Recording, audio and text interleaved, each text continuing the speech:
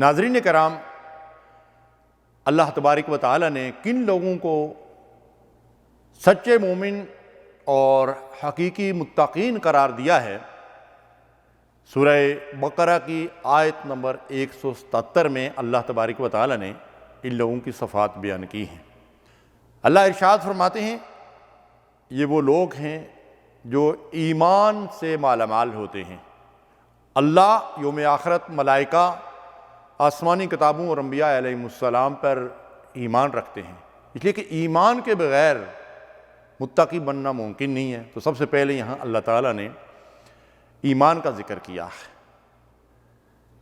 تو گویا کہ سچے مومنین اور حقیقی متقین وہ ہیں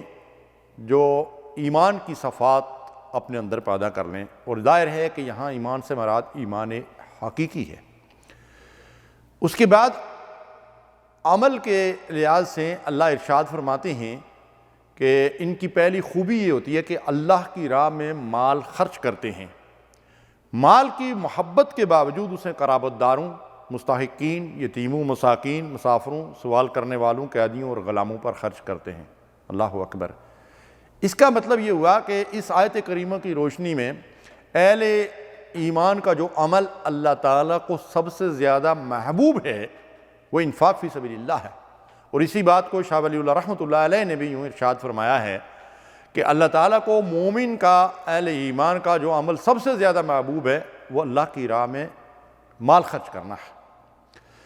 اس کے بعد اللہ تعالیٰ ارشاد فرماتے ہیں کہ یہ وہ لوگ ہیں جو نماز قائم کرتے ہیں اور زکوٰۃ دیتے ہیں۔ ظاہر ہے کہ نماز اور زکوٰۃ ارکان اسلام میں سے سب سے اہم دو چیزیں ہیں، تو نماز قائم کرنے والے اور زکوٰۃ دینے والے، ان صفات کے مالک وہ سچے مومن اور حقیقی متقین ہیں۔ پھر اخلاقیات میں ان کی ایک اہم صفت یہ بیان کی گئی ہے کہ وہ عہد و پیمان کو پورا کرنے والے ہوتے ہیں، اس لیے کہ عہد و پیمان کو توڑنے والا مومن نہیں ہو سکتا۔ نبی صلی اللہ علیہ وسلم نے فرمایا لا دین لمن لا عہد لہ، جو عہد کو پورا نہیں کرتا اس کا کوئی دین نہیں ہے۔ اور جا بجا قرآن مجید میں عہد کو پورا کرنے کی تاکید کی گئی ہے، وَأَوْفُوا بِالْعَهْدِ إِنَّ الْعَهْدَ كَانَ مَسْئُولًا۔ وعدہ، عہد جو تم نے اللہ سے کیا ہے، اللہ کے کسی بندے سے کیا ہے، بندوں سے کیا ہے، اس کو پورا کرو، کہ عہد کو پورا کرنا ایمان کی نشانی ہے اور عہد کو توڑنا نفاق کی نشانی ہے۔ اس کے بعد اللہ تعالیٰ ارشاد فرماتے ہیں کہ یہ صابرین ہوتے ہیں، ان پہ تنگ دستی کا دور آئے، مالی مشکلات کا شکار ہوں، کوئی دکھ درد، کوئی نقصان، کوئی مصیبت، کوئی آفت، کوئی پریشانی آ جائے،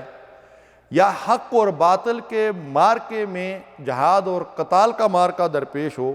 ہر حال میں حق پر استقامت کے ساتھ قائم رہتے ہیں۔ فرمایا اولئک الذین صدقوا واولئک هم المتقون، یہ سچے مومن ہیں اور یہی حقیقی مومن ہیں۔ اللہ سے دعا ہے کہ ہمیں بھی سچا اور حقیقی مومن بنا دے۔ اللہم